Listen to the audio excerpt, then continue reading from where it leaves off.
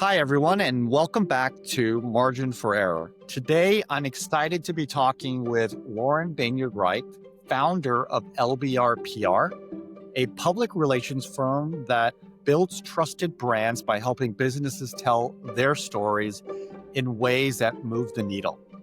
If you've ever wondered how to get media coverage that actually makes a difference, this conversation will be especially useful. Lauren, thanks for joining us. So excited to be here. Love chatting with you any chance I get. Really, to start, let's start with something somewhat simpler.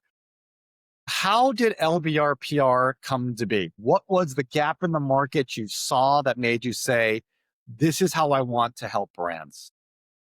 I have to say, the gap in the market I saw was that there has to be a better way to run an agency. Unfortunately, I was noticing that many of the really smart and talented women that I knew were falling off the hamster wheel at a certain point in their lives, whether they were caretaking of grownups or little ones or just feeling burnt out. And I kind of looked around and wondered, like, what if all this great talent didn't have to go off into the ether and find something else to do? What if I could run an agency that wasn't always a fire drill, that served clients but had boundaries, that did great work in the same way I had been doing great work for other folks, but allowed the rest of us to kind of not lose our hair and have some sanity. So I knew the market was there to do great work, and I knew the talent pool was there, and there seemed to be a little bit of disconnect from the agency lifestyle.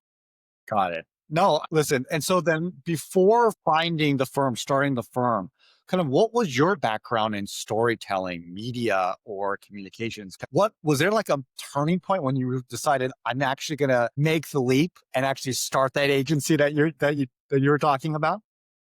Well, I'll address the storytelling piece first. And basically, I studied journalism and PR in college. I feel like I'm one of the only people that's still kind of doing the thing they went to school for. So I always loved telling stories. I always was fired up about something. And it was generally promoting something, recruiting people for something. It was always kind of me out there attracting attention on behalf of whatever I was fired up about at that moment.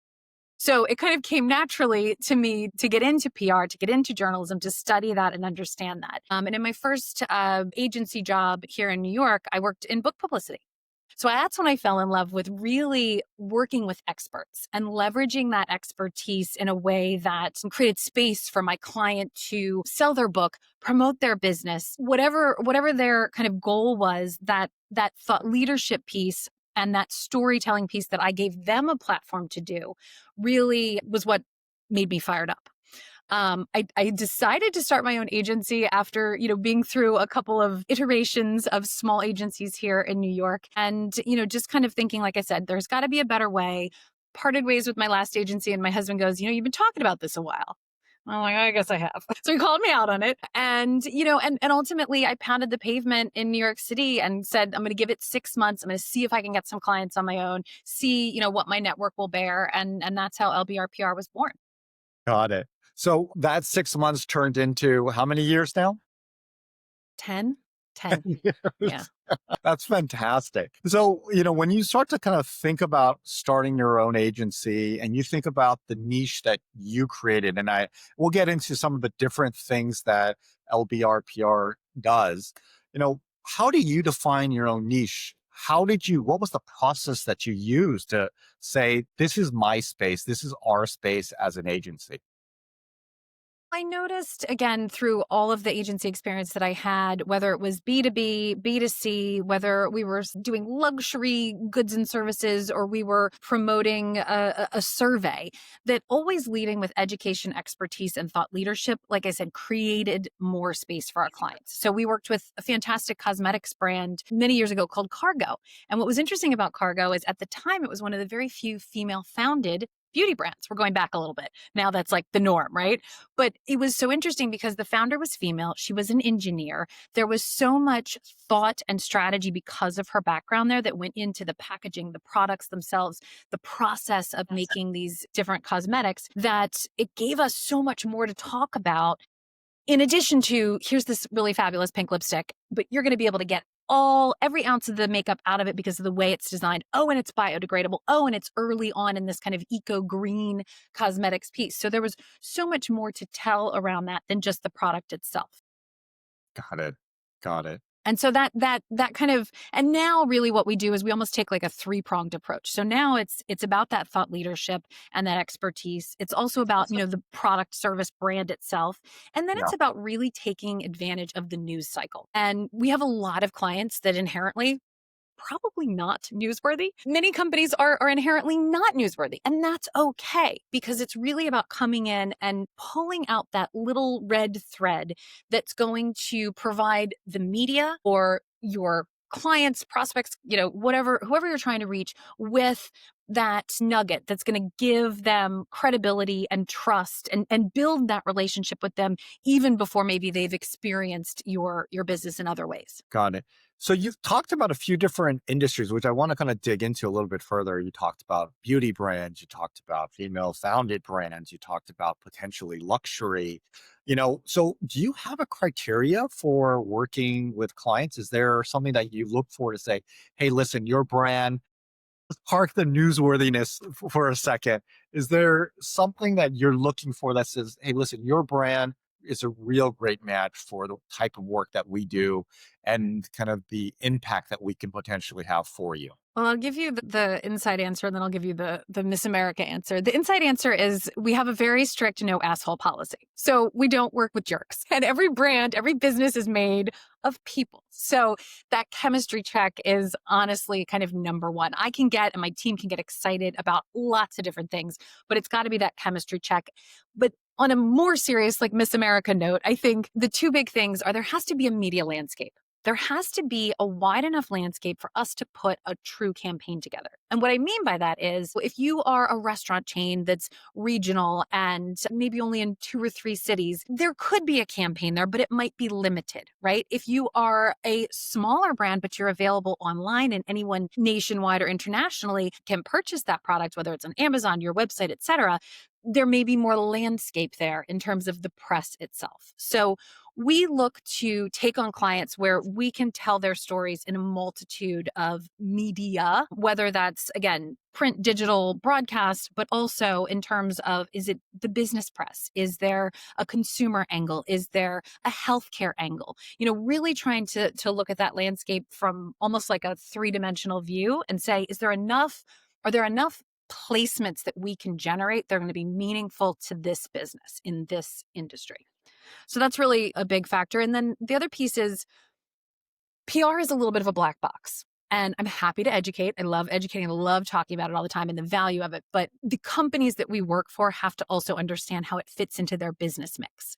And I can tell you until, next Tuesday, all the things that I think PR brings to the table.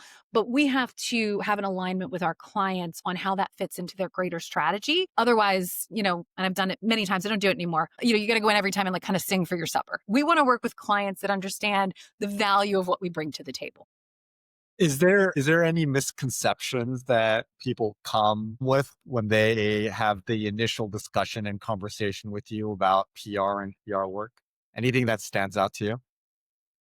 How much time do we have? There are a few that come up over and over again. I think number one is we'll just call up fill in the blank and tell them about us. Then they'll be so interested they're just going to write headlines on the Wall Street Journal and the New York Times. It's just not how it works. So understanding that it's not just you pick up the phone and you call someone you have a relationship with. That is 25 of things that we do. We have to craft that story. We have to figure out who we're going to, what are we trying to tell them, so much before picking up that phone and making that call. And anymore, it's, an email, right? It's not even a phone call. So before that stage of reaching out to the press, there's so much thought that has to go into making that pitch successful. So I think that's one misconception. Another one is that it's just going to go viral. This thing is going to go viral.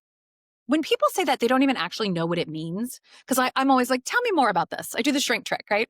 Tell me more. So when people talk about virality and going viral, right? It means a lot of different things to a lot of different people. And for us, that is almost a little bit of a red flag. We want clients to understand that this is a momentum game. PR is a strategy like anything else in your business that is going to take time and going to be cumulative as opposed to that one viral moment that's going to just set you up for success and shoot you to the moon. So I think those are the two that come up a lot. Got it. Got it. The virality thing is always something that I always hear. It's like, all I need is that one listing or that one thing. And then all of a sudden everything That is like, once in a blue moon. Will something like that ever kind of Well, and with the way that the media has changed during my career, certainly, but like it used to be an Oprah's favorite thing or a Today Show placement for the right company, for the right brand could do that, but it doesn't work like that anymore. And it's really about that ongoing, holistic surround sound kind of effect you have to consistently be on people's radars, using the press and the rest of your marketing mix in order to be successful. I really like that. The idea of just kind of amplification really needs to compound. It just really needs to build to get the kind of momentum that the brands, are really looking for. So, on that note, then let's look at the other side and kind of see how the sausage is made. When you think about, obviously your own firm and your own agency, but also kind of the general PR landscape, what do you think is unique about LBR PR's approach, especially around building that credibility, defining moments, and building visibility that lasts versus those quick hits that sometimes people are potentially looking for? Don't get it. I mean, I think the quick hits are great, but a lot of times, agencies can come in really hot with those quick hits. They made those couple of calls, they got it, boom, boom, boom, boom, boom. And then they kind of either lose creativity or lose momentum with it, right? And look, we're all human. The shiny ball, the new client gets a lot of the attention. I happen to be a very long game girl. I met my husband when I was in college. I have my best friend since she was 3 and I was 2. We're still best friends. I'm a long game girl. So with our clients, we take a really long game approach with them, which means it's not spaghetti against the wall. Yes, we want to hit the ground running. Yes, we want to get them those hits out of the gates. But I think our real core genius is being able to come in, understand their business, get under the hood, not where the bodies are buried. We don't work with those kind of clients. That's not typically who, we're engaging with. But we want to know everything about your business. We want to know what areas are not profitable for you because we're not going to promote that. We want to know, we want to know the kind of ins and outs of your story as a founder. We want to really be able to come in and tease out things you might not see that are super valuable. So I think it's, number one, it's that we're looking under the hood and asking all of those questions. I'm also a nosy entrepreneur, so I just want to know more about business. But a lot comes out when you ask those kind of questions, right? So we get under the hood. And then every single time we meet with our clients, we are coming with a laundry list of ideas. We are coming in saying, what about this? No ideas too wacky, no ideas too kind of out of bounds for us to come to them and say, these are the things the press are talking about. These are the things we know you want to talk about. And our genius is threading the needle in the middle there. So that means a lot of proactivity from our perspective, both knowing No, about the the business of the media and what's being spoken about in the press, but also about understanding our clients' business so that we're bringing really good creative ideas to them over and over and over again. And I think that's why, fortunately, we have many clients who have been with us for 2, 3, 4, 5, 6, 7, 8 years, that have been working with us for a long time because we continue to come to the table with creativity and momentum for them. No, that's amazing. 8 years. That's really saying something. Wow. It's a lot of ideas. It's a lot of ideas. So then, And some clients, oh, go ahead. I was just going to say, some clients will come to us and they say, didn't we talk about this already? And I'll say, are we launching a new division of your agency? Have we gone from the legal space to fashion? Tell me more about this, but our kind of, like I said, core genius is in pulling out all of those stories and making them feel relevant to right now. Because back in the day when we did smile and dial and talk to the press, you had to answer the question, so what, who cares, and why bother, before the New York Times hung up on you. So we're really good at figuring out what that hook is, even if it's not maybe inherently a newsworthy moment for your business. We can find a way to insert you into the conversation. So, I mean, when you think about kind of that and just kind of inserting the discovery, the amount of time and effort you and your team are really putting into understanding really what makes that brand or that story unique, you know, what does a typical collaboration then look like when a founder or a brand engages LBRPR? Like, what are the first steps? Like, how do you assess that opportunity, the messaging, that media fit, and all of that fun stuff? Well, it's always the challenge of, clients want to come in and they want to hit the ground running, right? And so we're like, okay, so how do we balance trying to deliver some good results out of the gates with setting that longer term strategy? And so I think we've got our onboarding process really down to a science where we can come in and get enough information in that first initial onboarding. We also don't take on clients that we don't think we can be successful with. So we're getting to know them from the beginning of that discovery process. So we're already we've got our eye on what we think is going to be that maybe, early pitch, that early opportunity for a win for them. But I think it's really just about asking questions and being nosy and being curious, right? Like that is, it seems kind of simple and straightforward, but I think keeping that curiosity and kind of asking those questions allows us then to use our expertise to zoom out and say, okay, now I see the strategy here. Now I can build the path forward, and I can keep those ultimate business goals in mind. Because we can work with clients that want to be kind of ubiquitous and known on a brand level, and simultaneously do a more surgical campaign within that, where we can go out to certain industries, certain geographical markets. We can pitch things that are not kind of mutually exclusive to one another because of the way that we approach the process. So, in the 10 years, are there any particular campaigns or clients or brands that were either really fun? I'm sure that all of them were, but they were particularly memorable in that sense, or even just incredibly successful, even kind of beyond, the amazing work that you and your team do? So I have two clients that come to mind, and they're very, very different. Both women-owned brands, women-owned businesses, but very different. One is in construction and one is in fashion, believe it or not. And I'll stick with me. So we have actually an inclusive sized fashion brand that we represent, and we've worked with them for a couple of years. And when they first came to us, I said, I don't think we're a fit. We're not a fashion PR company.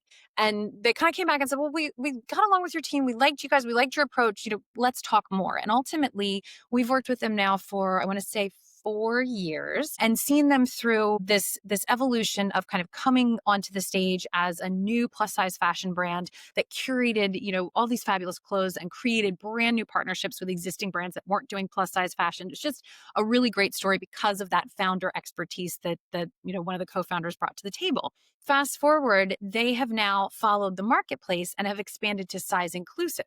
So they're going from, straight size, extra small, all the way up through X with their brand, and they're launching a brick and mortar store. Now, one would think, wait a minute, like brick and mortar in today's day and age and going from really niche to a little bit wider. But what we've done with them and what we've leaned into is, in fact, the thought leadership and the expertise within the company. And then we've almost led that trend with them in the press. We actually had the co-founder on CBS News talking about how Ozempic is impacting that industry. So it's a fashion brand, but we've taken, we're doing how to pick out a great swimsuit, what jeans are hot for fall, but we're also kind of layering on again that expertise and education on the industry to really follow them in this new trajectory for the business. So that's one example of something that's just been a lot of fun to work with and grow with a client. Yeah. And then on the flip side, our construction company, she fills potholes. She has a $30 million business filling potholes. Like, I'm not even kidding. But she courts municipalities and towns. And this New Jersey based, and she had been courting this one little town on the shore and had seen the mayor. I mean, literally, the mayor of the town went to her gym, and he was not giving her the time of day. She had been trying to get in to see him for business meetings, et cetera, et cetera. We got the local regional paper to do a full front page of the business section story on her, right? Fabulous, amazing story, all about the huge success and growth in her business, how she was a female founder in a really traditionally male-dominated industry, all this great stuff. And that morning she's at the gym, and doesn't this mayor walk over to her treadmill and he says, "Hi, I know you've been trying to get on my dance card for a little while now." He's like, "Call my office. Let's meet next week. I saw the piece. I got it. We got to talk." Right. And it was this one straw that just kind of put it over the edge for her. Now, that rarely is as easy to see as that, but I love that story because it can be that final push. It's not part of the sales funnel. PR is not about that, but it can be that final push, that final touch point, that final credibility point to get the deal done, to kind of bring somebody in the door really warm. So very different examples, but I think big wins on both sides. Those are both very, very interesting examples. I didn't expect either of those, to be frankly honest. But I think it's an interesting point that PR They are oftentimes people think of it purely as a microphone rather than actually part of the business process and the business operation. So it's really fascinating how you framed it in that way and just in that one example where it actually did make that connection. Related to that, you have something, a new initiative, if that's the right way of framing it, called LBR PR Women. Can you share a little bit more about what it is and really what were your inspiration for creating this? So LBR PR Women came out of the fact that we looked at our overall roster and tried to, you sit down, you're a business owner, you're trying to figure out, where is there opportunity? Where are my clients feeling a huge lift? Where, from our perspective, because we're so connected to the media in our business, where is the media still hungry for stories in this fragmented space? And what we noticed was brands that are targeting women as customers, as clients, as consumers, as patients. Women make decisions using a whole lot of input, right? And they're looking at, yes, the influencers. Yes, they're looking at their friends and what they're doing, but they're also still, I don't buy a mascara that I'm not checking Glamour magazine to find out what the reviews are. Like, I'm just not, right? And so the press and it's, even in this more fragmented state still has a lot of weight, especially for female decision makers.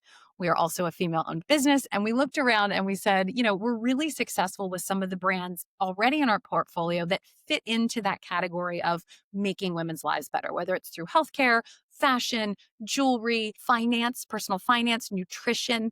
And so, LBR PR women kind of came out of that so that we have a place for those brands that gives them a little bit of that special attention that I think they require, considering, there's still a lot of inequities out there in terms of funding, in terms of even media visibility. I mean, companies are getting flagged on the ad platforms for using words like breast and vagina when they serve a healthcare need that helps with those parts. And so PR and earned media is another way for those brands to educate around that, where they're not going to get flagged, where they're going to have other opportunities to build trust and credibility. And it's not a fix to that problem, but it's just another way for those kinds of companies to get the word out.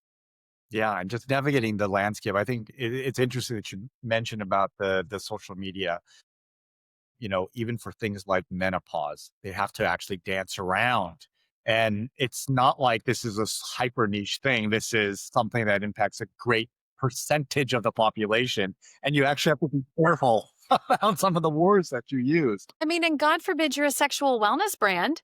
I mean, you're all of a sudden you're pornography, and so it can be really tricky. So instead of talking about breasts and nipples, you're talking about screening in the media. You're putting forth a physician who's on your board to talk about the problem that your brand, your platform, your company is solving. So it gives these companies another avenue to tell their stories.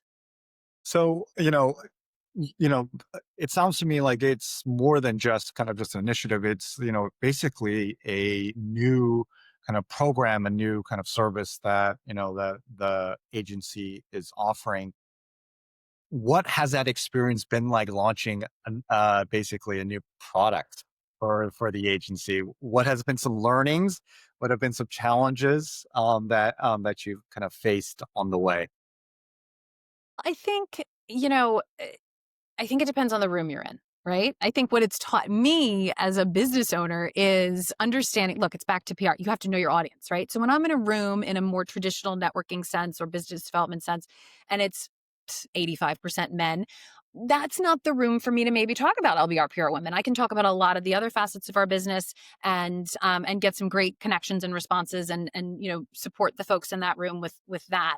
LBR PR women has been more, I think, just about making sure I'm in the right room delivering the right message to the right audience. Because when people get it, when I sit down with the owner of a healthcare company that works with women to navigate menopause, they're selling me on the value of PR, right? They get it. They know how what we do supports their brand. So I think, like anything else, you have to go to where your audience is and you have to be speaking their language. I think that was just a reinforcement maybe of that lesson to me, something that I know inherently as a professional and certainly in PR. But I think, as in terms of launching it, you just make sure you're in the right room delivering the right message to the right audience. One other product that I definitely have to talk about today is PR in a box. Obviously you've been very, very busy continually identifying needs of different brands and whatnot. What is PR in a box? And again, similarly, what was kind of the inspiration for actually developing this new service? So PR in a box took a long time to birth. And the reason it took a long time to birth was because I don't think I had the right team in place. I didn't really have my arms around how we could distill the work that we do. We're so high touch with our clients. We're not looking to have 30 clients. I want 10 or 15 clients that we can get in the trenches with. Like I said, get under the hood of their business, really understand all that stuff. So for me to then take that and like put it into like a course didn't feel authentic to our brand, didn't feel authentic to how high touch we are with our clients. So it took a long time to figure out how can we provide this really personalized experience for brands that we're not working with necessarily on an ongoing basis, right? So that was the conundrum. And then I started to feel like I want to help these startups that come to me. I want to help mom and pop businesses with one or two locations that come to me. I want to be able to serve them and help them not leave media opportunities on the table, but it just didn't make sense for a variety of reasons for them to have an ongoing retainer kind of arrangement. So that's essentially what happened. And so what we've done is a done with you instead of, the full scale retainer is kind of done for you. And this is a little more done with you. And it's a one-time investment where we essentially distill all of our expertise and really the whole approach that we take with our full scale retainer clients, but we give you the building blocks to go out and do it yourself. My son loves to fish. Like, he is obsessed with fishing. Like, just Okay. can't, like, I sit on my laptop with him while he's at the pond by our house and work on the weekends, and he fishes, right? So it's great. Like, he loves to fish. So I'm stealing a metaphor from him in that we not only give you the rod, the reel, the tackle box, we give you all the great lures. We're going to take you to the hot spots, and we're going to go out with you once or twice and help you do it, help you catch that fish.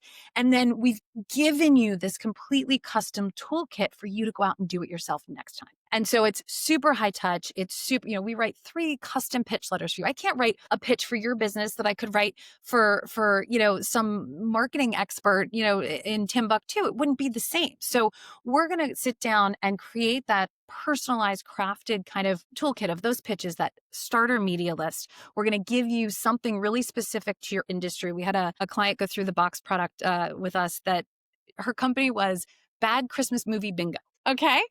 So then Maybe how how fun is that?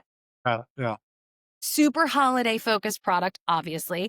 And we did a process with her where we gave her the ins and outs of pitching for holiday. We then, on the flip side, had an architecture firm that came through the box program. And for them, the really niche kind of industry specific stuff we gave to them was, this is how you pitch Arc Digest. This is how not to piss Arc Digest off by pitching Dwell and, and all these other shelter pubs at the same time with the same project. Don't do that. Right. So we gave, and what does that pitch need to look like? And what do those assets need to look like? And really drill down to make it custom for them. It's a distillation of the process, but then it's all of the really specific things your business needs to go out and be successful. So in that process, what were some of those learnings that you got while building this? So the team was definitely one, making sure that it really kind of fit with the needs of some of these potentially smaller brands that were, probably wasn't ready for or wasn't necessarily a full fit for the full service side of the agency. What were some of the learnings as an entrepreneur that you had when you were not only building it but launching it and now growing that side of the agency? Well, I think you have to be really open to feedback. Like, what you come up, polish this whole thing up and you think like, ta-da, right? And they go, well, what about this? And what about that? And then I think having that dialogue, being open to that feedback and really listening to be able to fill the gaps that aren't there. I think the other thing is that, I actually had to teach a lot of these folks the mindset of a publicist. And I guess I didn't really think about the fact that we have to have a really specific mindset. Like, we are, it's almost like a sales mindset. Like, it's like you want to get to that no, right? Like, you don't want to be chasing that media outlet for years. You want to either get to the no or you want to get some sort of feedback. And so having them understand that this is really that long game process and that you have to build relationships, that the press are people. Like, just, I think getting these business owners and startup founders and stuff to get their mindset into that publicist mindset was something I didn't expect to have to spend so much time on. So if we sort of shift gears and sort of talk about, you've seen PR change, evolve, transform even over the last several years with social algorithms, demand for original content, earned versus owned media. First, what are some of the big things that you have seen? And then secondly, how has LBRPR adapted as the industry and kind of the landscape changed over the last few years? I mean, I would say that it used to be you could do one or two things and PR could be one of them and it would work out. But that's not the case anymore. Like, I almost think of your marketing mix as like the old school Trivial Pursuit pie, right? like there's all these little spaces, right? And you don't have to have a full slice in there, but you have to have a little bit of that marketing mix going. You have to have an earned media, or you have to have an owned media strategy. And even if it's a blog that is just, 2 or 3 times a month, if it's a newsletter that's monthly or, bi-monthly, if it is just a social media, like a LinkedIn kind of content strategy, right? Anything in that owned bucket, because that owned bucket is what allows you to amplify within your networks the earned stuff that we deliver, right? And then on the flip side, there is that flywheel of sometimes things will happen in your social media that become fodder for our pitches. So it used to be, again, that I think you could get away with one or two things. Now I think you have to have a little bit more of an ongoing marketing mix from an owned perspective in order to leverage the earned. And then paid is one of those things that for certain industries, it's a must. For others, it's another tool to kind of sprinkle over things, right? We've had clients of ours where we've delivered, legal bylines in, New York Law Journal for them, and they've turned around and put that into a paid media ad. It's because it's showcasing their credibility, or they've boosted that on LinkedIn and put some money behind that there. So I think, understanding just for your business, and every business is different, to be able to have a little bit of this humming along, because otherwise what we do, the accelerant that earned media comes to the table with, there's nothing for it to light on fire, if that makes sense. So I think that's changed tremendously. The other piece that's changed very recently and very rapidly is this intersection of earned media and AI. And there is a lot of, data scraping that goes on certain websites. We know that Reuters, we know that Business Insider, we know that Axios, we know that there are certain news sites that are particularly featured and quoted and pulled from in these, large language models. Understanding that intersection has been really important to helping our clients make sure that they're starting to appear there. So I'm learning all sorts of new things. And I sat down in a meeting the other day and somebody said to me, I'm on this call because of ChatGPT, because that's one of the goals for us, is to be featured there. And PR is and earned authority is one way to get it. So I got to ask, if you looked into your crystal ball and kind of knowing what you know and seeing what you're seeing, what is the role now of AI when it comes to PR? Or better yet, how is AI actually influencing PR and PR decision? Well, I think, as I said, there are a lot of brands out there that are looking to kind of get in and be that early mover in search and in the AI chat bots and stuff, right? Like that's a big priority. So I think, especially Crack did a survey recently that talked about how if you add any sort of kind of recency tag, like what are the newest restaurants here? What are the of in 2025, what was the best fill in the blank released, right? Like, that kind of thing, that actually that recency tag brings up media, lists and reviews and coverage really higher than almost anything else. So I think, depending on your business, there's a real opportunity to kind of come in and have that early mover and first mover advantage. I don't know that anybody's figured out that there's like one way to do that, but that's one thing. Oh my God, now I'm blanking on the second part of the question. I'm sorry. Quickly asking you, how are those in the PR industry now Yes. rethinking the role of AI in the work that they do, but also kind of just the approach and advice that you're giving to your brands and your clients and so on. So from a brand perspective, that's exactly it, right? Like, how can we come in and use this to be first mover advantage? I think from a workflow process, it's interesting. It was like when Photoshop stopped being, when Canva came out, right? And all of a sudden, like, you didn't have to be a Photoshop expert or a designer to come up with something, right? It's a tool. And I think at this stage, as practitioners, as marketers, right, it's a tool, and everybody's now got access to this tool.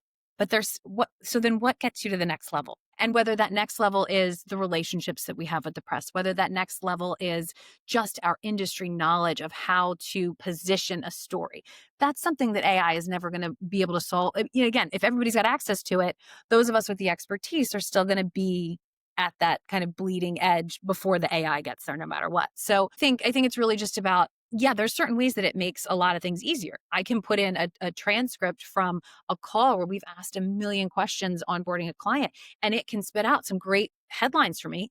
The pitches it writes suck, but it can pull out those headlines, and then that can spark something else. I said, well, that's really stupid, but this is the nugget, And so I think it from a speed and efficiency standpoint, like everybody else, it makes us faster at it, but it's just a tool like anything else.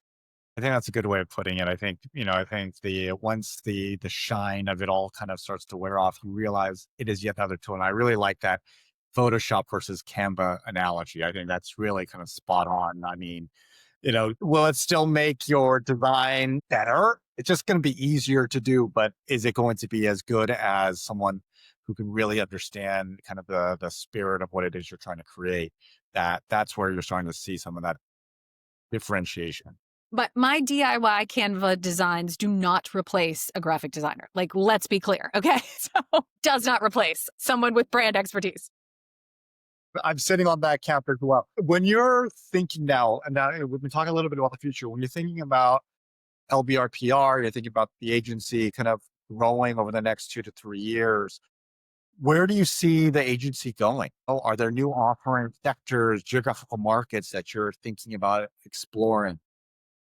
I mean, I think that I really want to give this LBR women a real go. I want to take advantage of the cultural conversations that are happening. I mean, look, menopause can now be spoken about. That happened really recently, right? So, what are these other areas that we can get involved in as an agency to help further the conversations around women's healthcare, around women's financial literacy, and frankly, how can we help brands that are leveling up how to serve this population, right? So I'm very excited and hopeful that there's going to be a lot of opportunity as business grows. Cardiovascular health for women presents completely differently than it does to men. Is healthcare going to turn around and start courting just that? Are these larger organizations going to have a division within? I want to be positioned so that we become that go-to source when these brands are saying, this is who we want to reach. Again, not the whole firm, but I think, I want to lean into that from a business development standpoint. And then I think, from an overall kind of where is the industry going? Look, when I first came out of school, they were like, PR is dead. 5 years ago, PR is dead. Well, we're here. We're still here. We're still here. And I think, yes, 100% evolving, changing, but the ability for a company to build trust with an audience on a one-to-many basis is not going to change, right? There still have to be stories to tell there. There still has to be trust built. There still has to be credibility built. There still has to be this conversation with your public, whatever your public is. And, using the press to elevate that story. Anybody can write a check for an ad in a newspaper or newspaper, right? I'm dating myself, but anybody can take, that's the joke, right? Anybody can put, $30,000 to take a full page ad in the New York Times. Anybody with a checkbook and the funds can do that. You cannot pay to be featured in a New York Times story. Trust me. I know a lot of people who would love to have tried. You have to, by nature of providing inherent value and inherent expertise and helping the press tell a story and solve a problem. And that's something that, I don't see going away, no matter how fractured the press gets. So when we think about then those brands that are looking to potentially invest in and really spend some time on PR, what are 3 things that they need to have in place before they even embark on this journey, and just definitely to get the most out of doing PR and working with firms and agencies like yours? A great question. Their digital footprint needs to be ready to receive. And what I mean by that, look, it used to be that a handshake was our first impression of people, right? Like that's been out the window for quite a while. So, what does your owned digital footprint look like? Is it clearly identifying your unique points of difference? Does your core values say you have integrity? Come on. Okay. I would think that would be implied, right? Like we need to get the message tight. You have to have that unique point of difference really figured out. And then you have to have a digital owned footprint that represents that accurately. Right. And we've come in very early stages on that and helped companies kind of get that foundation tighter and kind of ready for the spotlight. Because if we shine the spotlight on a business and it's not ready to receive in that way and it's not accurately representing what the brand is and accurately communicating that story in their owned channels, there's not much that our attention is going to generate for them. So I think really having that on lockdown. And some of that is really also about just understanding who you are as a brand. And that's so hard to do by yourself, right? So whether you work with an agency like ours, we've partnered with other branding and PR agencies and experts to help tell that story and codify that. But that has to be figured out, right? I think the other piece is that you have to have a little bit of that marketing mix. Again, it doesn't have to be at a 10 or a 12, but you have to have a little bit of a strategy for your social, a little bit of a strategy for your original content that you're pushing out in one way or another, maybe a little bit of a paid strategy. You have to have a little bit of that to be able to, again, reap the benefits of the attention that the press that we generate gives you. I think those are the two big things. I think kind of similar to something that you just mentioned earlier about kind of, your own kind of brand images and just kind of, whether or not, you are, reputable in some ways, whether it be via social media or what have you. Is there like a non-negotiable principle that every brand must get right to kind of build that long-term credibility and visibility? Is there something that you say like, hey, listen, it's great that you're doing A, B, or C, but this has to exist in order for you to start thinking about not just credibility, but leveraging PR effectively before you can actually start to get the most out of that. Is there something like that in the PR world? I almost feel with what's the old thing, like when I see pornography, I'll know it, right? Like that, like I can kind of like, I can tell, like, I don't know. I have to really think about that. I don't know that there's kind of one thing that I can codify. I just know that like we've been doing this long enough that it's like, if they don't pass the smell test, we're not interested in representing them. And, look, all joking aside, I think you have to have, and it comes from the leadership, it comes from the brand itself. People are not falling for things anymore, right? Like people, the way that social media has peeled back the transparency on so many things, the way that people come with a level of skepticism to things that they didn't used to. I think having and understanding your brand voice and having an authentic and real point of view goes a hell of a long way. And being clear on that as a business goes a hell of a long way to making my job much easier to do for you. So I think that to me is really an important piece. So, we could be talking for hours, but I have one last question that I definitely wanted to ask you, which is there some practical action our listeners could be taking this week if they wanted to start to move the needle on their brand visibility? Something small, even something small, but with the potential for some outsized return to kind of get them into thinking about PR, their brand, and kind of getting that kind of message out there. 100%. I think if you and it really, whatever your industry is, there is a podcast or a column or a show that you have thought to yourself, if you really ask yourself this question, I was there. I belong here. I have expertise. I have insight. I have a product that is going to solve a problem. And this is the person who is writing about it, talking about it, covering it on a regular basis.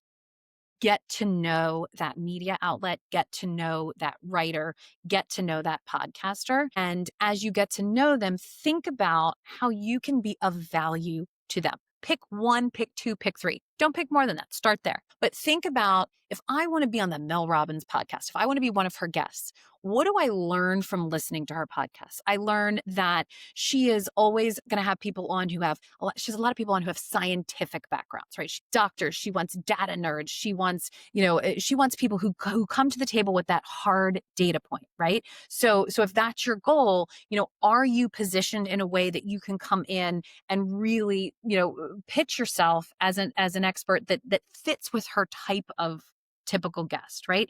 If it's a legal publication and, you want to write about, you're really interested in talking about lateral partner moves, right? And you want to be an expert in that space, find the writers in those legal publications that are covering lateral partner moves, that are writing about if you're a partner and you want to make this move. Get to know their coverage. And maybe they're missing something. Maybe they've talked about something and they've gotten it wrong.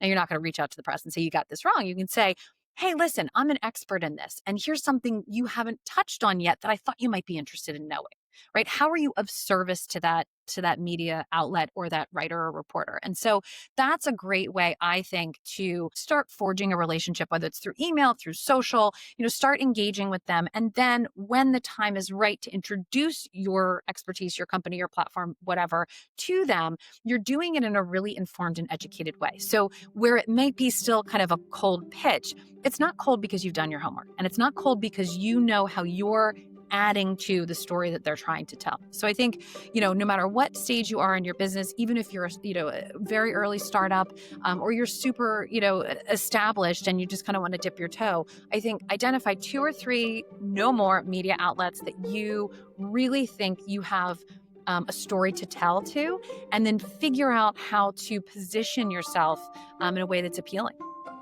That's some fantastic advice. I mean, really just trying to make sure that you're a good match, but also that you're adding value into kind of what they're trying to do and, really where their area of focus and interest actually lies. So, Lauren, thank you so much for this. Thank you so much for this conversation. This has been extremely interesting and insightful. I just want to say thank you again for joining us today. Thank you. It was a lot of fun.